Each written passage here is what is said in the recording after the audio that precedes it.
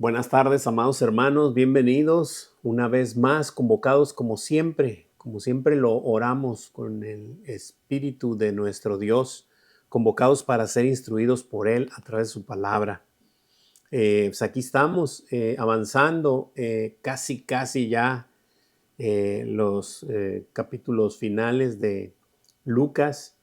eh, en este proceso que vamos viendo verso a verso. Y pues ya estamos ahora sí que casi en la culminación de la obra de nuestro precioso Señor. Y pues nada, esta semana nos toca el capítulo 22 del 24 al 38. Lleva por título, ahí está en nuestras hojitas, ahí está, y también aquí en la pantalla, como el que sirve, como el que sirve. Así está el título y tenemos un objetivo que cita así, también está en nuestras hojitas, dice: observar que el servicio es la característica principal del liderazgo en el reino de Dios y que debe usarse para fortalecer a los hermanos en medio de la oposición de este mundo. Así es, en medio de toda oposición y de toda eh, pues sí, todo ataque, ¿no? Todo tipo de ataque, y necesitamos ser fortalecidos por medio de la fe, ¿verdad? Y bueno, como lo declara ahí Efesios 4, 11 y 12. Vamos a leerlo. Efesios 4, aquí lo tengo. Cita 11 y 12 así. Dice, y él mismo constituyó a unos apóstoles, a otros profetas, a otros evangelistas, a otros pastores y maestros, a fin, es decir, con un propósito de perfeccionar a los santos para la obra del ministerio, para la edificación del cuerpo de Cristo, específicamente para eso, ¿no? Y claro, cada uno de estos va fortaleciendo de alguna manera a los hermanos para prepararlos, para hacerlos, para edificarlos para el cuerpo de Cristo, ¿no? Y pues ser levantados. Pero todo esto, toda esta parte de, entre comillas, liderazgo no es otra cosa más que mostrar el servicio que nuestro Señor Jesucristo nos vino a mostrar, recordando que Él es el camino, es decir, debemos de seguir sus pasos, así como Él anduvo, así andar nosotros. De esa manera, recordemos que nuestro Señor no solo predicaba, no solo predicaba con su boca, sino con su accionar, predicaba también, es decir, hacía lo que predicaba, iba acorde con lo que predicaba. No sé si alguien tenga alguna pregunta, duda o comentario hasta aquí para dar inicio. Muy bien. Tenemos un versículo a memorizar para la próxima semana, que es el 26, 22, 26, y cita así: mas no así vosotros, sino sea el mayor entre vosotros como el más joven, y el que dirige como el que sirve. Ese es el versículo 26, es el que va a quedar a memorizar para la próxima semana. Bien, vamos a iniciar el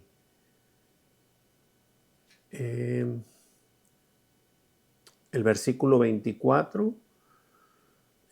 Como es costumbre, lo leo yo y damos inicio. Dice así, dice el versículo 24 de Lucas 22. Hubo también entre ellos una disputa sobre quién de ellos sería el mayor. Bueno, y estamos viendo que después de esta manifestación de amor de la cena del Señor con los discípulos, y bueno, Lucas lo ha plasmado aquí. Después de la cena, pues vemos esta disputa entre los discípulos de que quién sería el mayor, ¿no? Siempre observando y viendo ellos pues por quién va a quedar mejor acomodado, ¿no? sabiendo que en el reino de nuestro Señor, y ahorita lo vamos a ir viendo versículo a versículo, que el que quiera ser mayor tiene que ir bajando, ¿verdad? O sea, tiene que ser el menor en el reino de los cielos. Es al revés que aquí en este mundo, ¿no? Y ahorita Jesús lo va a explicar un poco, ¿verdad? Dice la preguntita ahí, ¿sobre qué era la disputa entre los discípulos? ¿De quién de ellos sería el mayor? Así es. Y bueno, es muy fácil leer y decir, qué discípulos que no entendían, ¿no? Y que pues sí, que están buscando lo terrenal, que están buscando o más bien el seguir creciendo como se estipula aquí en la tierra, más no entendiendo que hasta este punto que en el reino de los cielos es diferente, es completamente al revés. ¿Alguien tiene alguna pregunta, duda o comentario hasta aquí?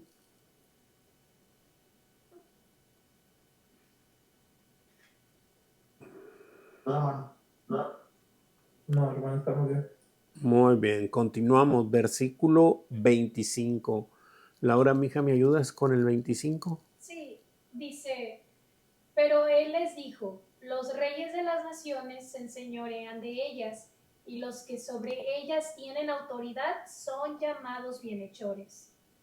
Amén, gracias. Así que Jesús les empieza a explicar, ¿verdad? Y pues en este momento pues nos empieza a explicar cómo es que va a funcionar, no como el mundo, sino muy diferente, sino que al revés, ¿verdad? Pero apenas va a empezar a explicar esta parte. Dice, pero Él les dijo que los reyes de las naciones se enseñorean de ellas, es decir, pues abusan o están por sobre de ellas, ¿verdad? Es decir, yo soy el rey, yo soy el príncipe, o yo soy el gobernador o el presidente de tal nación o cual, ¿verdad? Y está por encima de ellas, ¿verdad? Y dice que los que sobre ellas tienen autoridad son llamados inclusive bienhechores, es decir, a pesar de que están por encima y no buscan tanto su bienestar, sino el ser reconocidos como tal, a pesar de todo ello se les llama bienhechores, es decir, como si estuvieran haciendo bien las cosas o algo bueno, ¿no? O sea, para con ellos cuando pues definitivamente sus intereses son otros, siempre van a ser otros, ¿verdad? Bueno, hay tantas cosas, ¿no? Quedar bien con todos aquellos que los apoyaron para llegar a tal o cual posición, no quedan totalmente comprometidos, pero esa es otra historia. Pero es así. Lo último que buscan es el beneficio del pueblo y aún así son llamados, no, pues he sido el mejor gobernador, o he sido el mejor presidente o el mejor rey, ¿verdad? De tal o cual ciudad. La pregunta en la hojita dice, ¿qué les dijo Jesús que hacen los reyes sobre las naciones? Se enseñorean de ellas. Así es. ¿Y cómo son llamados los que tienen autoridad sobre ellas? Bienhechores, así es. Continuamos. Versículo 26. Joel, ¿me ayudas con el 26? Sí. Mas no así vosotros, sino ser mayor entre vosotros como el más joven y el que dirige como el que sirve. Amén, gracias. De hecho, este 26 es el versículo a memorizar que leímos ahorita. Y es así, ¿no? Que más no así vosotros. Nosotros no nos vamos a enseñorear, digámoslo así, del rebaño que el Señor ha puesto bajo custodia, ¿verdad? No es que nos enseñoreamos de nada porque el único digno de honra y gloria es nuestro Señor Jesucristo. Nosotros simple y sencillamente somos mayordomos, somos servidores, somos vasijas de barro, y eso es lo que somos. O sea, simple y sencillamente estamos haciendo una tarea que el Señor nos mandó a hacer. No tenemos ningún puesto, ninguna directriz, ni mucho menos. Simple y sencillamente es un servicio al Señor. Entonces comienza nuestro Señor a decirnos, pues esto no va a ser así entre vosotros, sino sea el mayor entre vosotros como el más joven.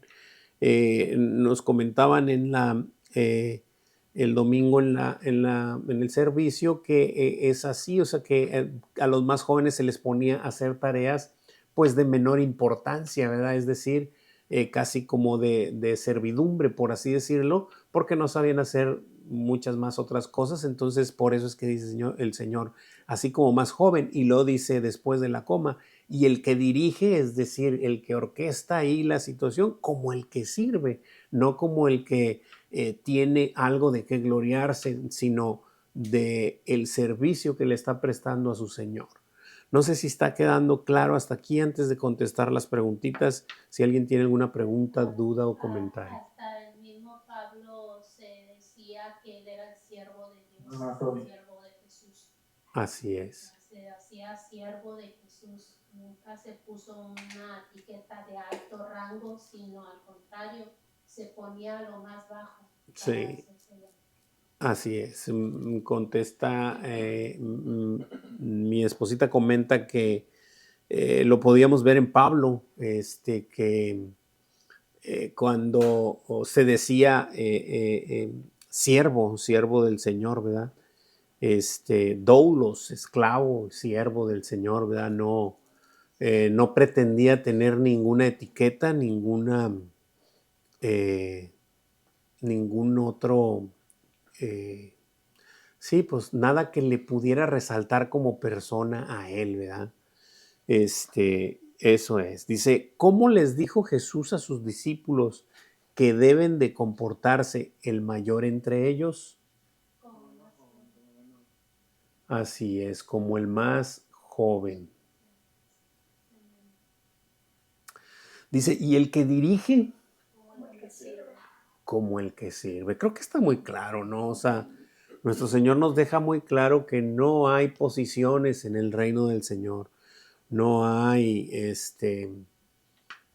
jerarquías, ¿no? O sea, no porque el pastor predica o alguien dirige alguna instrucción del Señor, quiere decir que sea esa persona mayor a cualquiera de los demás. Debemos de siempre recordar esta parte como hijos del Señor. Todos estamos hechos de una misma masa. Todos estamos hechos de una misma masa. Simple y sencillamente el Señor da ciertas, pues digamos, directrices a diferentes personas para hacer tal o cual cosa, pero todos vamos hacia una dirección, a que el cuerpo de Cristo siga creciendo, siga avanzando y sigan entrando todos los que tienen que entrar.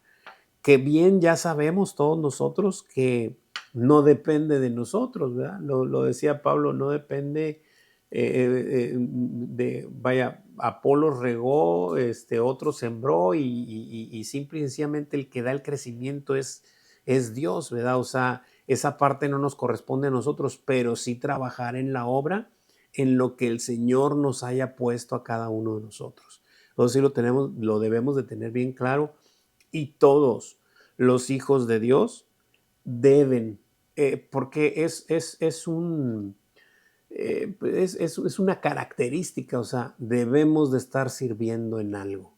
Si no estás sirviendo en algún lugar, en tu congregación, algo está pasando. Hay que ajustar esa parte porque esa es una característica de los hijos de Dios. No estamos solamente sentados, sino estamos sirviendo en algo en donde el Señor te haya dado habilidad o a lo mejor no, y el Señor te quiere ahí, ¿verdad? Pero sí manifestar el servicio al Señor. Y pues vamos a entender que no son ni nuestras habilidades, ni nuestras fuerzas, ni nuestro talento, sino que el Señor se dé la gloria en nuestras fallas, en nuestras debilidades y en nuestras, ahora sí que chafeces, ¿no? ¿Preguntas, dudas, comentarios hasta aquí?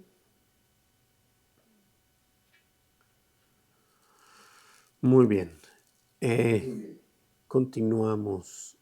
Versículo 27. Amor, ¿me ayudas? Sí. Porque, ¿cuál es mayor el que se sienta a la mesa o el que sirve? No es el que se sienta a la mesa, mas yo estoy entre vosotros como el que sirve. Amén. Vamos observando los versículos y podemos verificar que nuestro Señor es muy claro en la instrucción. Ahora nos está poniendo como ejemplo esta pregunta que la contesta él mismo, pero esta pregunta es para los terrenales, ¿no? O sea, a ver, no lo dice así, pero está plasmada así, dice, porque ¿cuál es el mayor? O sea, ¿ustedes qué es lo que conocen? ¿Cuál es el mayor? ¿El que se sienta a la mesa o el que sirve? Y lo dice, ¿no es el que se sienta a la mesa? O sea, se supone que él es al que les sirven es el mayor. Bueno, pues para que entiendan que ya les dije que entre vosotros no va a ser así, pues para que entiendan eso, más yo estoy entre vosotros como el que sirve. Y entre líneas está, ¿y no soy yo el mayor? O sea, está plasmado. En el otro paralelo decía, cuando le lava los pies y les dijo, ustedes me dicen Señor y Maestro y decís bien porque lo soy. Pues siendo yo el Maestro, les he lavado los pies a vosotros, ¿verdad? Entonces, es esta misma parte, o sea, es exactamente eso lo que está diciendo, lo que está manifestando el Señor, de que en el mundo es al revés, de que el mayor se sienta a que le sirvan, y en el reino del Señor dice, mas yo estoy entre vosotros como el que sirve, ¿sí?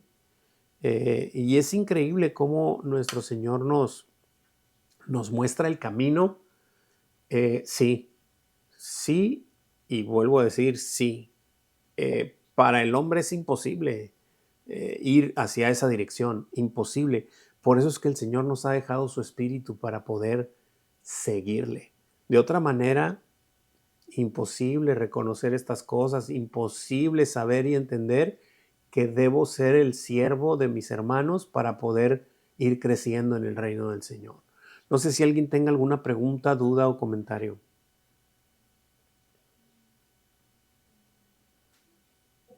No, hermano. Muy bien. Preguntita en la hojita. ¿Cómo estaba Jesús entre los discípulos, siendo el mayor entre ellos? Como el que sirve. Wow. Tremenda enseñanza, ¿no? Y vuelvo a repetir lo que ya dije hace unos momentos al principio. Nuestro Señor no solo predicaba con la boca, que ya es suficiente, su palabra es verdad, Él es el camino, la verdad y la vida, pero precisamente porque es el camino, predicaba con sus acciones para que le siguiéramos haciendo lo que Él hacía, ¿verdad? Entonces nos estaba enseñando el camino para andar como Él anduvo, ¿no? Siguiente versículo o versículos 28 y 30. Hermanita Tere, ¿me ayuda con esos versículos 28 al 30? Sí, hermano. Dice, pero vosotros sois los que habéis permanecido conmigo en mis pruebas. Yo, pues, os asigno un reino, como mi Padre me lo asignó a mí, para que comáis y bebáis a mi mesa en mi reino, y os sentéis en tronos juzgando a las 12 tribus de Israel. Amén. Gracias, hermanita. Wow, qué versículos, ¿no? Bueno, creo que no comenté y voy a comentar los versículos que estamos viendo hasta el 30, hasta el que estamos viendo ahorita, es la grandeza del servicio, es decir, estamos viendo esta sección de cuál es la verdadera grandeza del servicio en el Señor, es decir, el más grande es el que sirve, ¿verdad? El segundo bloque va a ser del 31 al 34, la fe para confirmar, y del 35 al 38, la oposición del mundo. Pero bueno, ahorita estamos terminando el primer bloque y precisamente es, comenta nuestro Señor esto, pero que sus discípulos, es decir, les dice más, ustedes son los que han permanecido conmigo en mis pruebas, ¿verdad? Ya comenzaban a ver cómo el mundo lo trataba, cómo el mundo empezaba a rechazar de alguna manera la obra del Señor, ¿verdad? Pero él ya anticipándose, ya los estaba animando, ¿verdad? Dice, pues yo os asigno un reino, dice, como mi Padre me lo asignó a mí. Dice, para que comáis y bebáis a mi mesa en mi reino y os sentéis en tronos juzgando a las 12 tribus de Israel. Así que los está animando y los está exhortando que, entre líneas podemos ver que los está animando, ¿verdad?, a que observen que el galardón, es decir, no está en este mundo. Aquí nos toca servir y hacer lo que nuestro Señor nos mandó a hacer. Lo sabemos, está bien determinado en la gran comisión, ¿no? Ese es el objetivo, mostrarle al mundo quién es nuestro Señor, quién es nuestro Salvador y por consecuente su Salvador de ellos, y que el Señor vaya llamando a quien Él haya escogido desde antes de la fundación del mundo, pero eso le toca a Él. Pero sí nos deja muy claro que nuestro galardón no está aquí. No vamos a estar gobernando países de este mundo, sino a las 12 tribus de Israel, es decir, al pueblo de Dios celestial cuando estemos en su presencia. No es en este mundo, ¿verdad? Pero ahí está, bien plasmado la palabra de nuestro Señor, mostrándonos que hay esta parte para los que le sirven, para los que en este tiempo sean servidores de los demás, ¿verdad? Muy bien, dice la preguntita ahí, ¿para qué les asignó un reino por haber permanecido con él en sus pruebas? Para que comieran y bebieran A su mesa. en su reino y se sentaran en tronos juzgando a las 12 tribus Así es, de Israel. así es, para que comieran y bebieran en su mesa. Wow, ya eso es un galardón enorme, ¿verdad? Y si aparte te va a poner a gobernar, pues bueno, ¿cómo te lo explico? Pero ya sentarse a la mesa del Señor y estar bebiendo y comiendo con Él en su reino, ya estás del otro lado, ¿no? Muy bien, déjame ver, ¿ya no hay otra preguntita ahí? No, ok. Pasamos al 31 y cambiamos de bloque, que es la fe para confirmar. Dice así el versículo 31. Bueno, Gerson, ¿me puedes ayudar con él? Sí, hermano. Dijo también el Señor, Simón, Simón, he aquí Satanás os ha pedido para zarandearos como a trigo. Amén.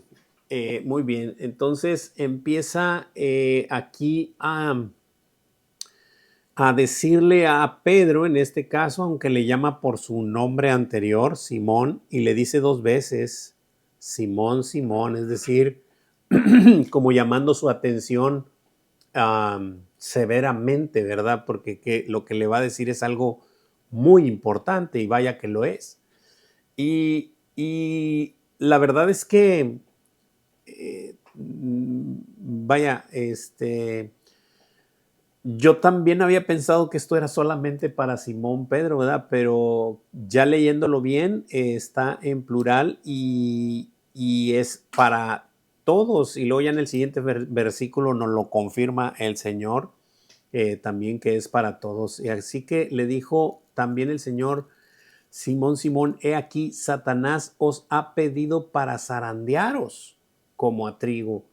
Iba a venir esta gran tribulación en derredor de los discípulos, ya que pues Jesús obviamente sabía lo que iba a acontecer y al momento de que se entregara, pues iban a separarse todos los discípulos y iban a ser obviamente cuestionados y disparcidos, ¿no?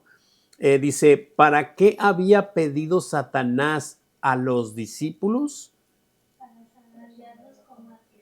Para zarandearlos o como a trigo. Es correcto, es correcto.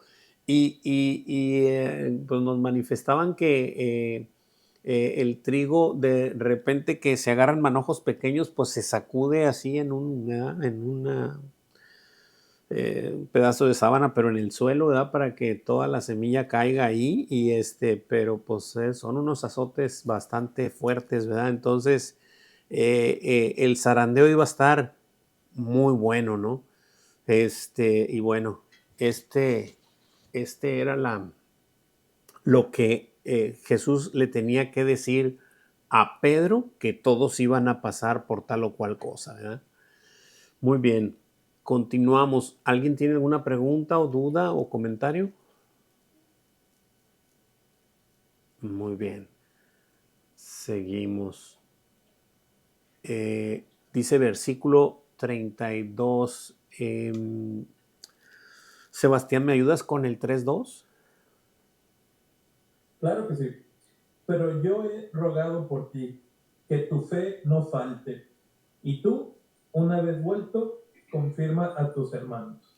Amén, gracias. Y aquí es donde nuestro Señor también nos confirma, no solo le dice a Pedro lo que tiene que hacer, en este caso Simón, lo que tiene que hacer, pero ¿por qué lo tiene que hacer? Es decir, Jesús rogó por él para que la fe no falte en él.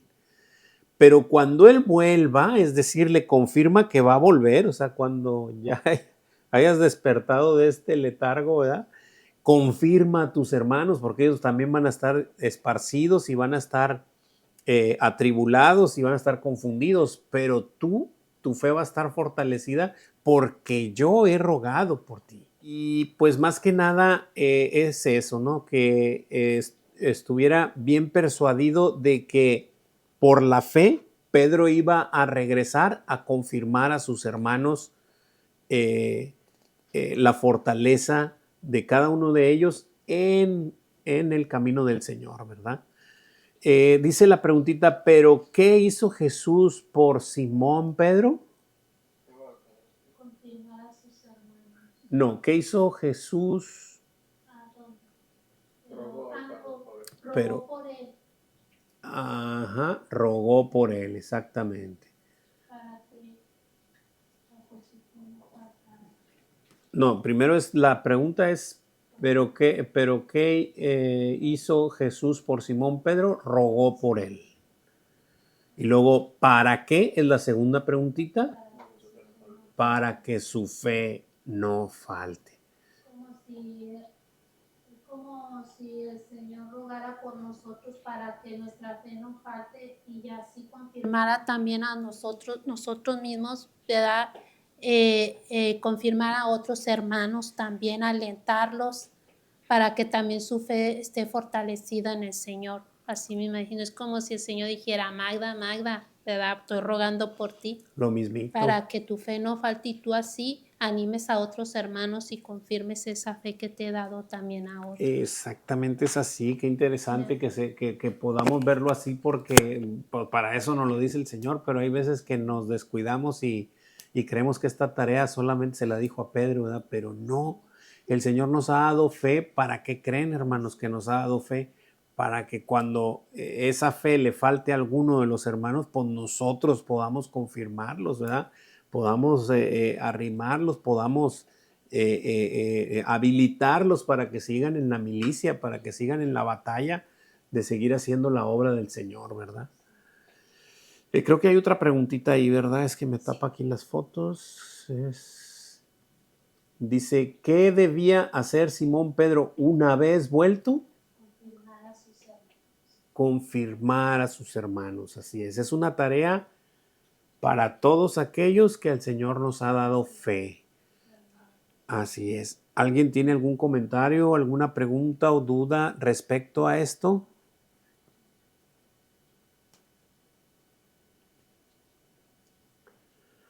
Muy bien. Ok, continuamos. Versículos 33 al 34. Magdalena, mija, ¿me ayudas? ¿Cuál? ¿El 34? 33 al 34. Él le dijo, Señor, dispuesto estoy a ir contigo no solo a la cárcel, sino también a la muerte.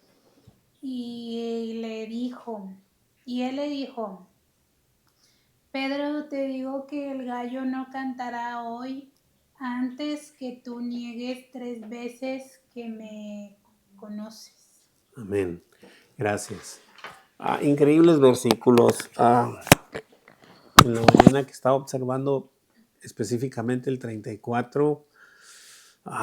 Señor precioso, perdónanos porque de hecho no sé, me vino algo muy así fuerte dentro y me quebranté solo con leerlo, porque podemos observar a Pedro confiando en sus capacidades, confiando en su carne, cuando el Señor le está diciendo algo tan importante que es, si estoy diciéndote que voy a pedir para que no te falte fe y tú sales con que estás dispuesto a dar tu vida y a dar todo lo que tienes por mí, inclusive ir a la muerte y todo, que nuestro Señor le tuvo que decir a Pedro lo que iba a pasar, y cuando el Señor dice, y él le dijo, Pedro, te digo que el gallo no cantará hoy antes que tú niegues 3 veces que me conoces, siquiera que me conoces. Wow,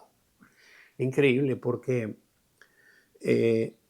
yo creo que de alguna manera a todos nos ha pasado en algún momento que es momento de salir, y no tanto en defensa del Señor, sino simple y sencillamente hacer lo que nos mandó a hacer, a proclamarle su nombre al mundo. Y nos detenemos porque a lo mejor la ocasión no es tan conveniente. Eso piensa uno, ¿verdad? Mal piensa uno. Que porque pues a lo mejor no es tan necesario decirlo ahora, mejor buscamos otro momento y empezamos a patinar, y lo único que hacemos es decir, no le conozco, en este momento no le conozco al Señor porque no es conveniente que lo saque a relucir. Y wow, que el Señor nos perdone y que el Señor nos fortalezca en esos momentos cuando verdaderamente tenemos que salir a mostrarle al mundo quién es Él, a tiempo y fuera de tiempo, es decir, en cualquier momento. Recordemos que si empezamos a querer estructurar la manera correcta de evangelizar a tal o cual persona según tú creas lo correcto, déjame decirte que estás totalmente equivocado. En el momento que salta, ahí es donde el Espíritu te empuja, no te detengas, no te dé miedo, es que sí, porque hay esto y lo otro, hazlo a consecuencia de lo que sea. Porque quien está haciendo la obra es el Señor, nosotros nomás hemos sido impulsados a través de su Espíritu para, pues, decir lo que tenemos que decir. Pero la obra la hace el Señor, o sea, nosotros no podemos decir, no, es que no puedes decirle eso a tal o cual persona porque apenas es nuevo. Pues tienes que decirle la verdad, lo que es la palabra del Señor, la verdad, lo que tiene que hacerse. Gerson, ¿quieres comentar algo? Sí, hermano, pues luego veo de otra manera también esta parte. Veo a Pedro completamente, creo que no sé si el pastor hizo comentar el domingo, apóstol Juan Carlos, emocionado, Pedro así con toda la carne diciendo, no, sí, yo me aviento, Señor, yo voy contigo hasta la muerte, voy y hago y todo, y hacemos, y a veces también siento que así somos, o sea, por emoción, por la carne decimos, no, cierto, yo voy a predicar, voy a hacer esto, y en lugar de hacerlo bien, hablar bien del Señor, lo único que hacemos es vituperio, y hacemos quedar mal el evangelio también, ¿verdad? Porque pues creemos que vamos bien, pero bien desarmados. Exactamente.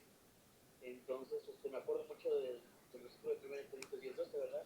Dice así que el que piensa que está firme, mire que no caiga. Así es.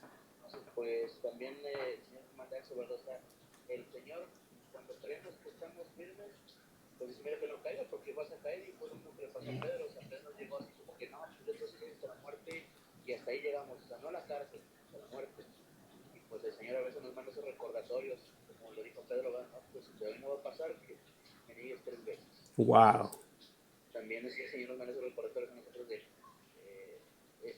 confíate en mí y no en tu propia prudencia. Sí, de no confiar en nuestra carne, no en nuestras habilidades o fortalezas, ¿verdad? Lo sigo entrecomillando porque de fuerte la verdad no tenemos nada.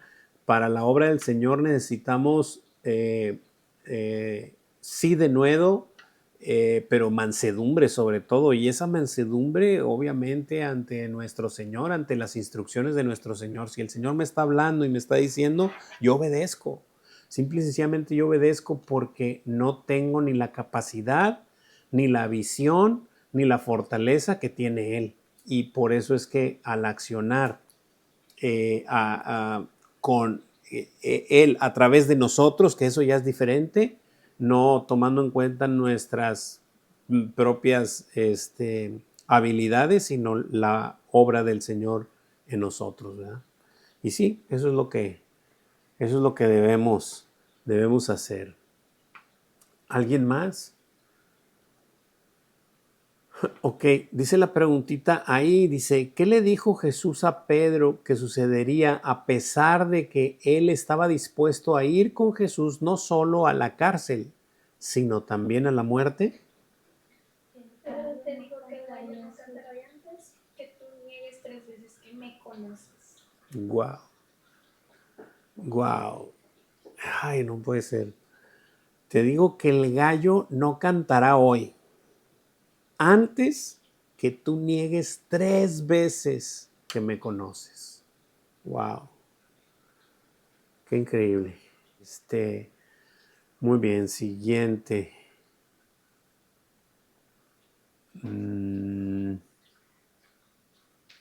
Versículo 35. Leo y dice así, dice, y a ellos dijo, cuando os envié sin bolsa, sin alforja y sin calzado, ¿os faltó algo? Ellos dijeron, nada. Bueno, aquí el Señor les está recordando cuando los envió de 2 en 2, precisamente a hacer qué tarea, pues esa tarea, la que nos ha mandado a todos, ¿no? Ir a predicar en su nombre, ir a proclamar las buenas nuevas de salvación.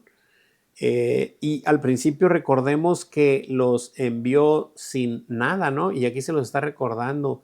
Cuando os envié sin bolsa, sin alforja y sin calzado, ¿os faltó algo? O sea, los mandé sin nada a predicar y no les faltó nada. De hecho, ellos lo confirman y dicen, nada, Señor. O sea, no nos faltó nada. Bueno, muy bien. Es así, ese tiempo era así, ¿verdad? Pero hoy van a venir tiempos diferentes. Ahorita en el siguiente versículo lo va a externar y precisamente ya es el bloque de la oposición del mundo, ¿verdad? Dice la preguntita, ¿qué contestaron los discípulos cuando Jesús les preguntó qué les había faltado cuando los envió sin bolsa, sin alforja y sin calzado? Ellos dijeron nada. Nada nos faltó, Señor.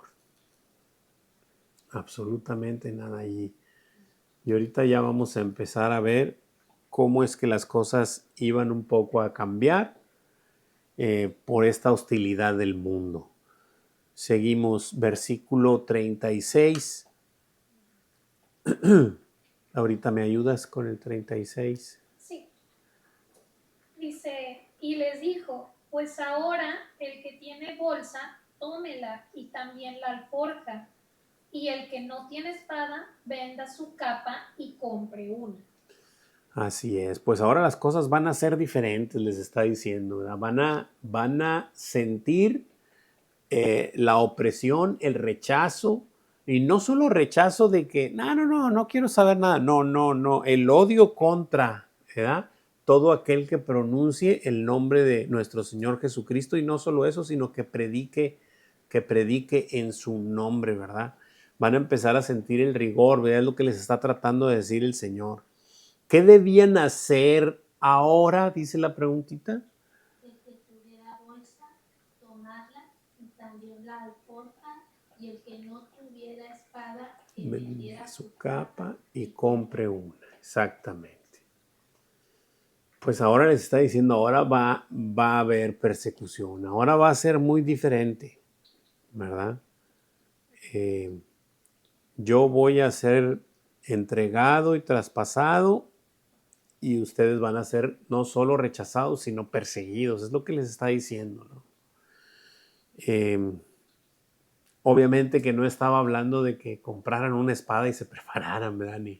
Ni arcos, ni flechas, ni pistolas. No estaba hablando de eso, sino les estaba mostrando que iba a ser hostil para con ellos el mundo que les rodeaba, ¿verdad?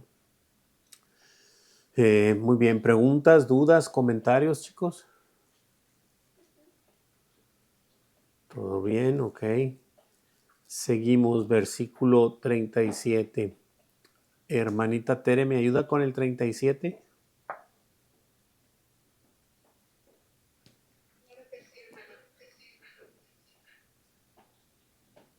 Porque os digo que es necesario cumplir todavía en mí aquello que está escrito, y fue contado por los inicuos, porque lo que está escrito de mí tiene cumplimiento.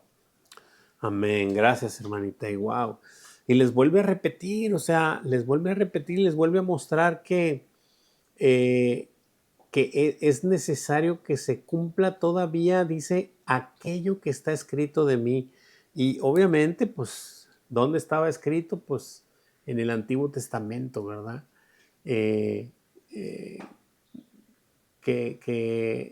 estaba por cumplirse toda esta parte de Isaías. En Isaías 53:12, ¿no? Estaba pues escrito y ya profetizado lo de el Mesías, ¿no? Y les vuelve a repetir, les dice, y fue contado con los inicuos por lo que está escrito de mí, porque lo que está escrito de mí tiene cumplimiento, es decir, no hay forma de que no se cumpla y se va a tener que cumplir esta parte que estaba escrita y fue contado con los inicuos. Y pues lo van a culpar, ya sabemos nosotros el desenlace, obviamente, hemos visto otros evangelios y pues hemos conocido la escritura, pero para este momento, para ellos todavía seguían sin entender. El Señor ya les había dicho en repetidas ocasiones que iba a padecer a manos de los fariseos, saduceos, de los sacerdotes del templo, y que iba a ser muerto, inclusive ya les había dicho en repetidas ocasiones, y que iba a resucitar, pero ellos todavía seguían sin entender estas cosas. ¿Qué les dijo Jesús? Que era necesario que se cumpliera todavía en él, ya que estaba escrito y tendría su cumplimiento. Ser contado con los inicuos. Así es, ser contado con los inicuos.